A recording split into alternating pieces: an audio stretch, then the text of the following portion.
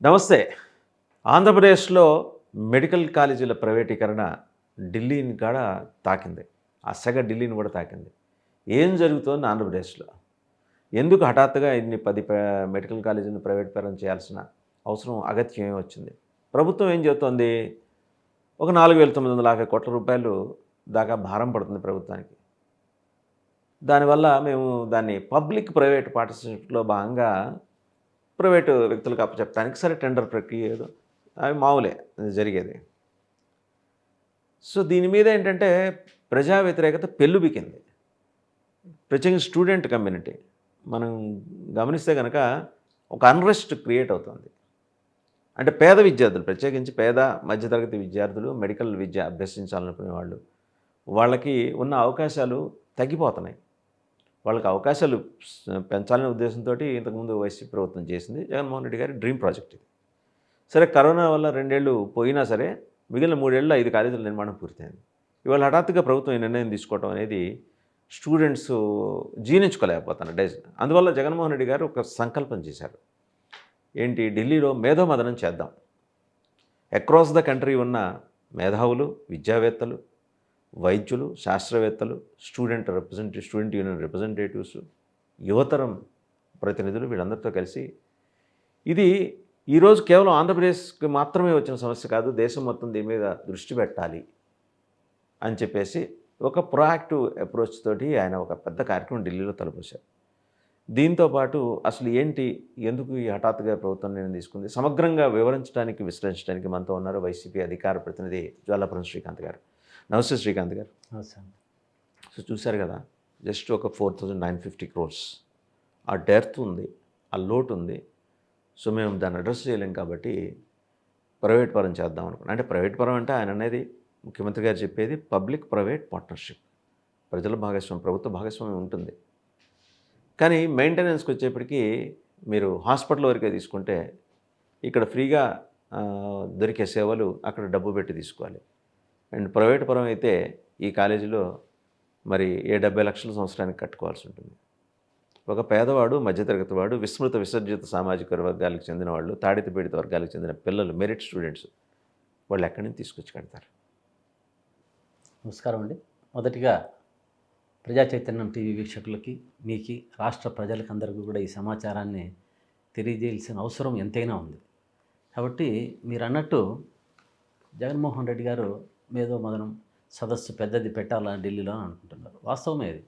ఎందుకంటే రాష్ట్రంలో ఎప్పుడూ ఎన్నడూ లేని విధంగా, అంటే ఒకే వారి మూర్ఖంగా, అంటే ఇప్పుడు పేద ప్రజలకు కానీ మీరు చెప్పినట్టు ఈ విద్య కానీ జగన్మోహన్ రెడ్డి గారు అందరికీ అందాలా అన్నది వారి మంచి ఉద్దేశంతో 17 మెడికల్ కాలేజీలు శాంక్షన్ కావడం జరిగింది. ఇప్పుడు ఎవరైతే మా 40 ఏళ్ళ సర్వీసు, మా 40 ఏళ్ళ చరిత్ర, మా 40 ఇయర్స్ ఇండస్ట్రీ, 40 ఇయర్స్ రాజకీయంలో ఉన్నాము అనేవాళ్ళు కొన్ని ఏళ్ళగా, 40 ఏళ్ళగా ఏదన్నా ఒక కాలేజీ తేగలిగారా వాళ్ళు? ఓన్లీ వైఎస్ఆర్సీపీ గవర్నమెంట్లో జగన్మోహన్ రెడ్డి గారు 17 కాలేజీలు మనకు రాష్ట్రానికి రావడం జరిగింది, శాంక్షన్ అయినాయి. దాని జీవో కాపీలన్నీ కూడా అన్నీ ఇక్కడే ఉన్నాయి. అందరికీ, రాష్ట్ర ప్రజలందరికీ కూడా తెలిసినవే ఈ విషయాలంతా కూడా, ఏం కొత్త విషయాలు ఏమి కాదు. దీంట్లో దాదాపు 7 కాలేజీలు ప్రారంభం, 4 కాలేజీలు ప్రారంభమయ్యి దాదాపు సెకండ్ ఇయర్ కూడా జరుగుతూ ఉంది. 4 కాలేజీలు ప్రారంభమయ్యి ఫస్ట్ ఇయర్ అయిపోయి సెకండ్ ఇయర్ జరుగుతూ ఉంది. బట్ ప్రభుత్వం చెప్తుంది మొండిగోడలు అనే చెప్తాను. అదే చెప్తున్నా. అదే ఇంకా 3 కాలేజీలు 50 సీట్స్ అలాట్మెంట్ అయ్యి 50 సీట్లతో అది ఉంది. అంటే దాదాపు 7 కాలేజీలు ఫుల్ ప్రారంభ దశలో ఉన్నాయి. ఇంకా మిగతా కాలేజీలంతా కూడా కొంచెం కన్స్ట్రక్షన్స్ కానీ మిగతావన్నీ ఓపెన్ ఉన్నాయి. కానీ దీంట్లో మనము నవ్వాలో ఏడవాలో రాష్ట్ర ప్రజలంతా కూడా అర్థం కాని పరిస్థితి.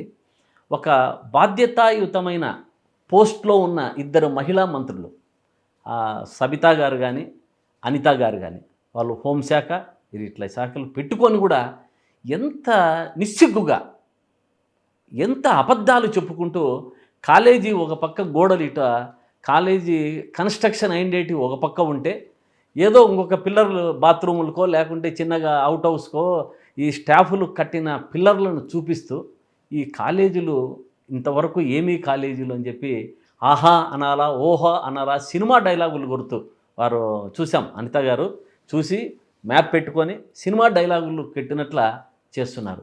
ఈరోజు నిజంగా అది కూడా వాళ్ళు చేసినది కూడా మాకు చాలా ప్లస్ పాయింట్ అవుతా ఉంది. ఎందుకంటే దీనివల్ల వైఎస్ఆర్ కాంగ్రెస్ పార్టీలో మెయిన్ ఇంపార్టెంట్గా జగన్మోహన్ రెడ్డి గారు కానీ మా నాయకులు కానీ ప్రతి ఒక్కరు కూడా మేము చేసింది చెప్పుకోలేకపోయాం. అంటే రాష్ట్రంలో ప్రజలకు కానీ అన్ని విధాలుగా అన్ని కార్యక్రమాలు చేసినది మేము చెప్పుకోలేదు. దాంట్లో మేము మేము నిజం ఒప్పుకోవాలి.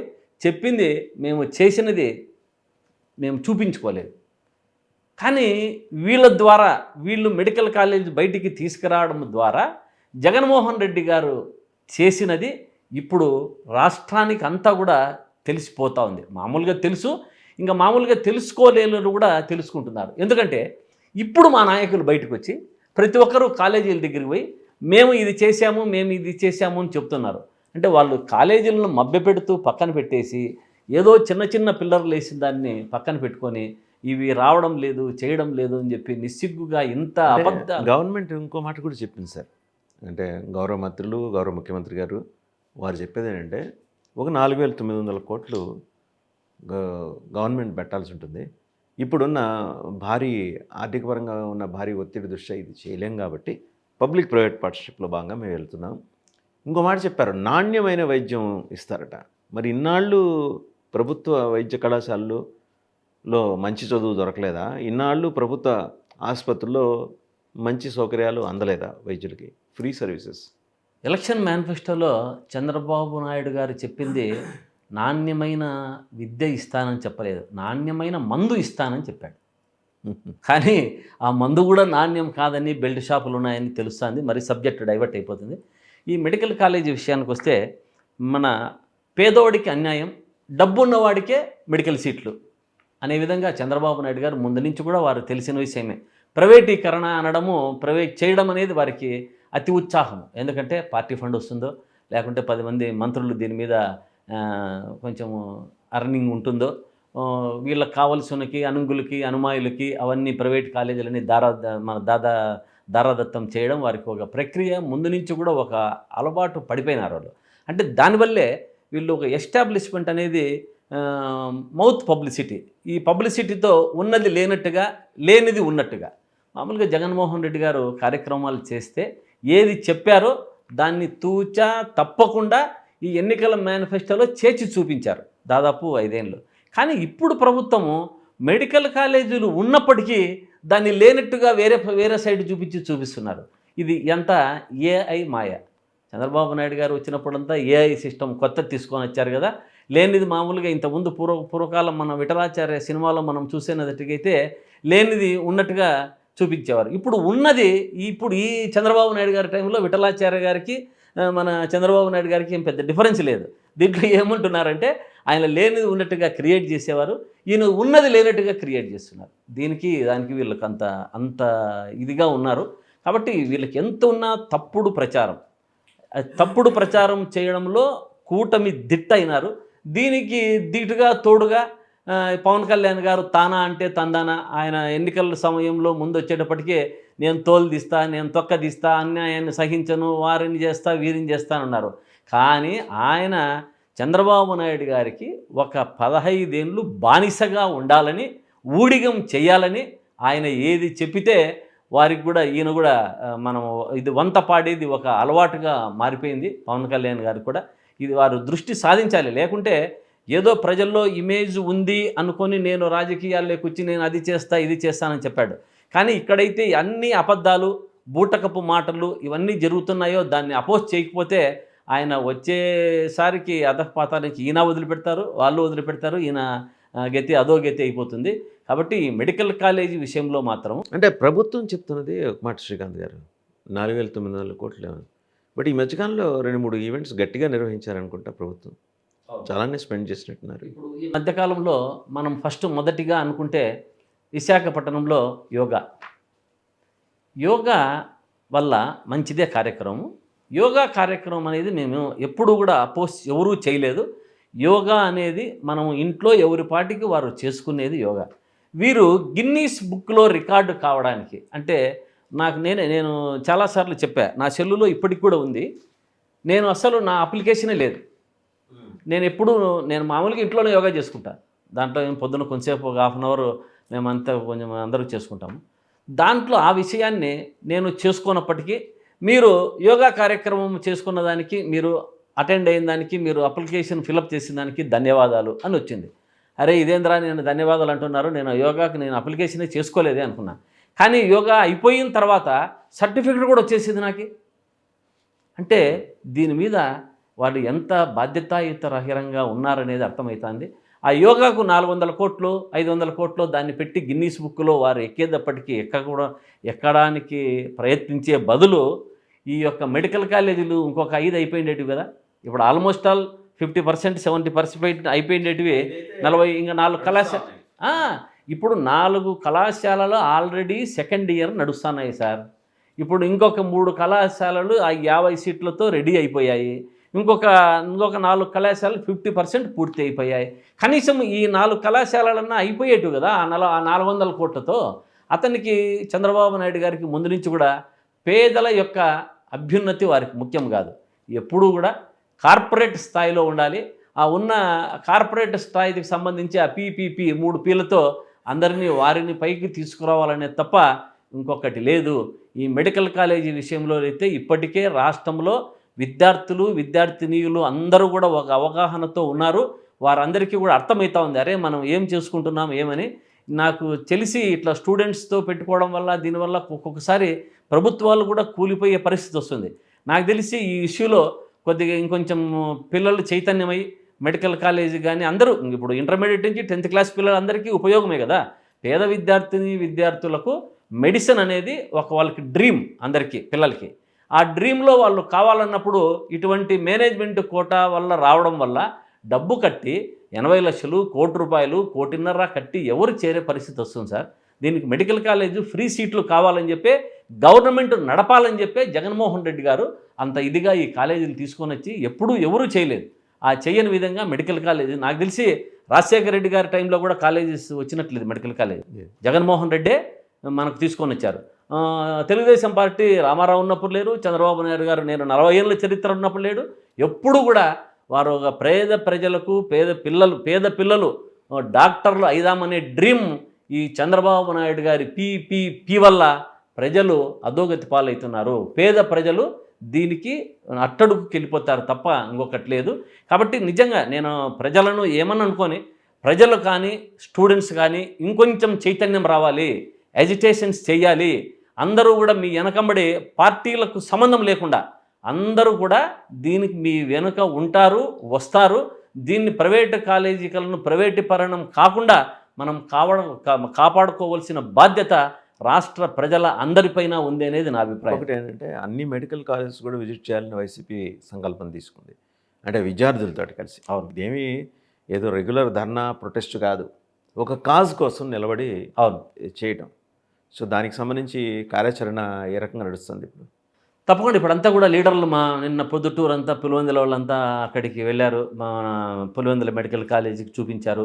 ఎక్కడ ఏ కాన్స్టిట్యున్సీలో ఆ కాన్స్టిట్యున్సీ, రాజమండ్రి, పాడేరు, నంద్యాల, ఏలూరు, ఎక్కడ ఉన్నటువంటి ఏ కాలేజీలు ఉంటే ఆ కాన్స్టిట్యున్సీలో వైఎస్ఆర్ కాంగ్రెస్ పార్టీ నాయకులు, ఎక్స్ఎమ్మెల్యేలు, ఎంపీలు, ఎక్స్ఎంపీలు, ఇప్పుడున్నటువంటి నాయకులు అందరూ కూడా కలిసి జగన్మోహన్ రెడ్డి గారి హయాంలో ఇవి వచ్చినాయి. ఇప్పుడు ఆయన ఏం చేసింది, చంద్రబాబు నాయుడు గారు చేసినది ఏం లేదు. ఇప్పుడు చేస్తున్నది ఆయన జగన్మోహన్ రెడ్డి గారు ఇచ్చిన దాన్ని ఈయన ప్రైవేటీకరణ చేయడమే ఈయన చేస్తున్న పని అనేది తెలియజేస్తున్నారు. దీని ద్వారా ప్రజలకు, విద్యార్థినులకి, విద్యార్థుల తల్లిదండ్రులు కూడా మా పార్టీ ఎప్పుడూ అండగా ఉంటుంది. రాష్ట్ర ప్రజలంతా కూడా రావాలి. మిగతా అన్ని పార్టీలు కూడా కొంచెం సమన్వయంతో కొంచెం మాట్లాడుకొని దీన్ని పెద్ద ఎత్తున తీసుకొని పోయి మెడికల్ కాలేజీ ప్రైవేటీకరణ ఆపడమే దీని యొక్క ప్రజల యొక్క ఉద్దేశము అనే విధంగా దీన్ని ముందుకు తీసుకుపోవాలి. ఇది ఇట్లే జరిగితే నాకు తెలిసి నేను చెప్తున్నా డైరెక్ట్గా ఏం ఇబ్బంది ఏం లేదు. ప్రభుత్వము ఈ విషయంలో ప్రైవేటు కాలేజీల విషయంలో మంకు పట్టుగా ఉంటే ప్రభుత్వం పడిపోయినా ఆశ్చర్యపోవాల్సిన పనం లేదు. ఎందుకంటే మనం ఒకటి చెప్తున్నాం, విశాఖపట్నము ఇది ఉంది స్టీల్ ప్లాంట్. ఏం చెప్పారు వీళ్ళు స్టీల్ ప్లాంట్కి, మేము ప్రైవేటీకరణ చెయ్యకుండా ఆపుతాము అని అంటున్నారు. కానీ ఇప్పుడు బీజేపీ ప్రభుత్వం దానికి ప్రక్రియ స్టార్ట్ చేసేసింది. ఆల్మోస్ట్ ఆల్ దాంట్లో డిపార్ట్మెంట్ అంతా కొంచెం ప్రైవేటీకరణ చేసే పద్ధతిలో ఉంది. కానీ పవన్ కళ్యాణ్ గారు ఊగి ఊగి ఊగి చెప్పినోడు కూడా ఊరికే అనకుండా ఊహు అనకుండా ఊరికే ఉన్నాడు. చంద్రబాబు నాయుడు గారు కూడా దీంట్లో ఏం మాట్లాడడం లేదు. చైతన్యము మెడికల్ కాలేజు ప్రైవేటీకరణ, మన విశాఖపట్నం స్టీల్ ప్లాంట్తో వీళ్ళు ఖతమైపోతారనేది నేను నిజంగా నా అభిప్రాయము. ఇది ఖచ్చితంగా జరిగి తీరుతుంది. రైట్ శ్రీకాంత్ గారు, అంటే మెడికల్ కాలేజీలతో పాటు ఇప్పుడు తాజాగా మీరు గమనిస్తే కనుక ఒక పల్నాడులోనే దగ్గర 23 మంది రైతులు ఆత్మహత్య చేసుకున్నారు ఈ 16 నెలల వ్యవధిలో. మొన్నటికి మొన్న 2-3 ఆత్మహత్యలు రికార్డ్ అయింది. అగ్రికల్చర్ పాలసీలో ఉన్న వైఫల్యం ఇక్కడ స్పష్టంగా కనిపిస్తుంది. మనం చూసుకుంటే ఇప్పుడు జగన్మోహన్ రెడ్డి గారు రైతుల కోసం, మిర్చి రైతుల కోసం చేశారు, మామిడి రైతుల కోసం చేశారు, పొగాకు రైతుల కోసం చేశారు. సో ఇది పర్యవసానంగా మరి ఎటువంటి సపోర్ట్ గవర్నమెంట్ నుంచి లేకపోవడం వల్ల ఇవాళ రైతుల ఆత్మహత్య. దానితోడు యూరియా కృత్రిమ కొరత ఒకటి సృష్టించారు, బ్లాక్ మార్కెట్కి వెళ్ళిపోయింది అనేది దాదాపు 2 లక్షల టన్నులు. ఎందుకంటే జేపీ నడ్డా గారు లెటర్ రాసేసరికి రాష్ట్రంలో ఉన్న కూటమి ప్రభుత్వం ఉలిక్కిపడింది. ఏం సమాధానం చెప్పిన ఆయన మొత్తం స్టాటిస్టిక్స్ ఇచ్చాడు, మేము ఇంత పంపించాం కదా మీ దగ్గర ఎందుకు లేదని.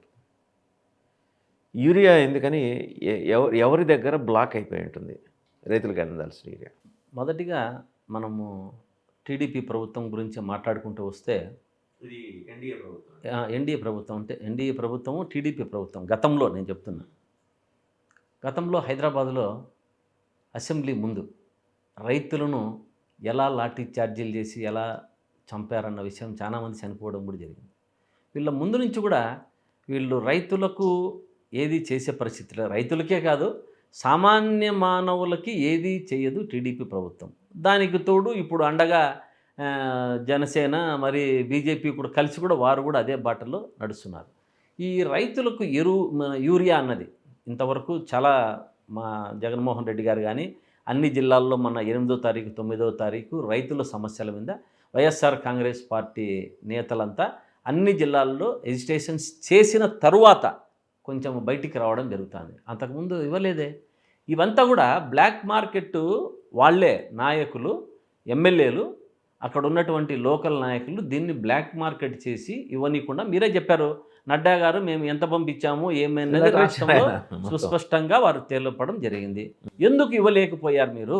వారు ఇచ్చిన దాన్ని మీరు ఎందుకు ప్రజలకు పంచలేకపోయారు అని నేను అడుగుతున్నా. దీన్నంతా ఏం బ్లాక్ మార్కెట్ సృష్టించి తద్వారా లబ్ధి పొందాలనేది తప్ప రైతులను మంచి రైతే వెన్నెముక అని చెప్పడానికి రోడ్డెక్కి మీటింగులు పెట్టుకొని ఇష్టానుసారం మాట్లాడతారంతా. రైతే ఒక రాజు, రైతే ఒక వెన్నెముక దేశానికని. కానీ ఆ రైతు నడ్డి విడచడమే ఈ కూటమి అంటే బీజేపీ ఇచ్చింది రండి. ఈ జనసేన టీడీపీ యొక్క ఇదే వాళ్ళ ఉద్దేశమే, రైతుల నడ్డి విరచడమే వీరి ఉద్దేశం. మీరు అన్నట్టు ప్రాపర్గా గవర్నమెంట్ ఆఫ్ ఇండియా నుంచి అలొకేషన్ అంతా ఉన్నది, పంపించారు.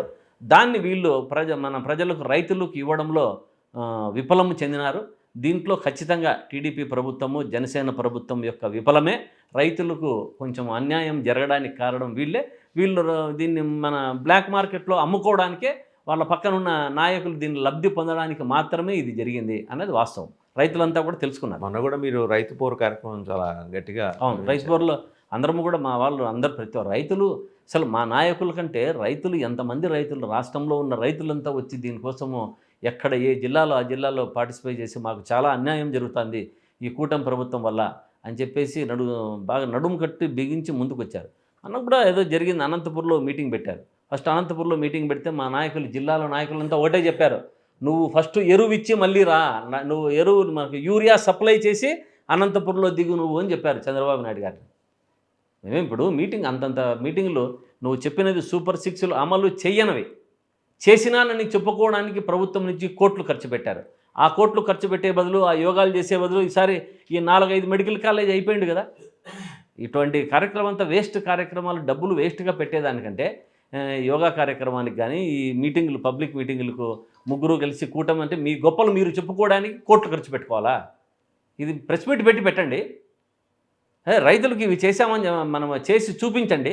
అంతేగాని పబ్లిక్ మీటింగులు పెట్టి ఇష్టానుసారం డబ్బులు ఖర్చు పెట్టి దాన్ని చేయనివి, ఒకవేళ చేసినవి చెప్పుకున్నా సరిపోతుంది.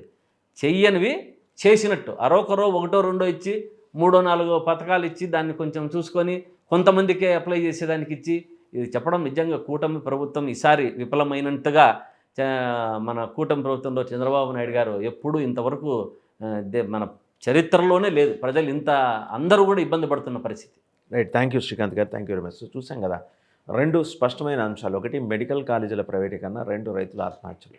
వీటన్నిటి మీద వైసీపీ ఒక యాక్షన్ ప్లాన్ తీసుకుంది.